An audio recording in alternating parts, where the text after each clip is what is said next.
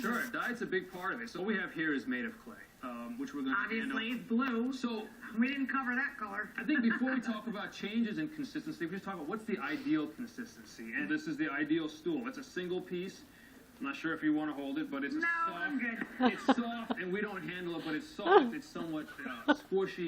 But the main thing is it's coming out in a single piece, and it should be effortless. It shouldn't be straining. It shouldn't feel like a workout to have a bowel movement. It should come out nice and effortless. And this is a sign of what you're talking about, which is that you're getting enough fiber in your diet. Healthy diet, drinking enough water. This is kind of what you want to shoot for. Now, we have variations on either end, right? You can have loose, runny stools. And there's a couple things that we see commonly as a gastroenterologist that can cause this sort of low-grade, loose, runny stool. First thing is lactose intolerance. So some people, very common, some people don't have the ability to digest lactose, which is found in dairy products like milk, like cheese, ice cream, all the things I enjoy. It's usually pretty obvious. You have a big bowl of ice cream, and an hour later you're kind of running to the bathroom. You're ill, right? People usually just figure that out. Right. The thing that is also becoming very common is gluten intolerance. So we have some bread here, and there's a condition called celiac disease. Of course. Yeah. Which many people have heard of, where folks actually react and the intestines become inflamed when they eat gluten products, which is wheat and rye and barley. And they can't process it. They can't process it, and so it runs through their system. They get loose, runny stools. But the other interesting part is that even people who don't have celiac disease can have something called gluten intolerance, which is just like lactose intolerance. The intestines are perfectly fine, but some people just can't process it. If you don't have celiac and you're gluten intolerant, is there a pill like there is for people that love cheese? Wow. There's not. So many people will just decide to go on a gluten-free diet, even if they don't have celiac disease, and they feel a lot better, and their stools end up nice and firm. Gotcha.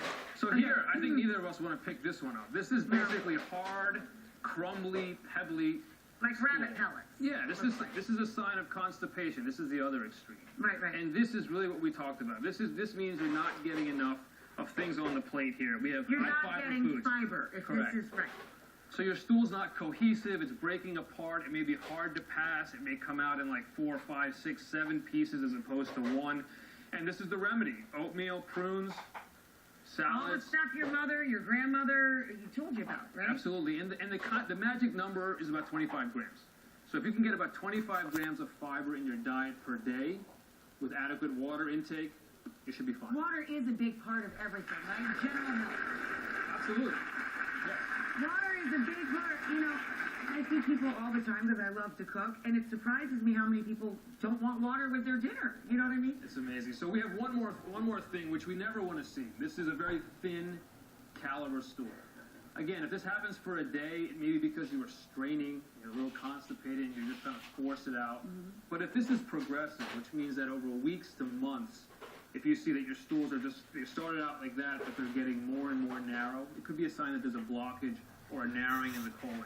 And the point to make here is we never want anyone to get to the point where their stools look like this. Right. And the way to prevent that is at age 50 or earlier if you have a family history of colon cancer. This is so important. Everyone should get a screening colonoscopy, and that will prevent cancer and prevent things like that. Men and women, so important, so important.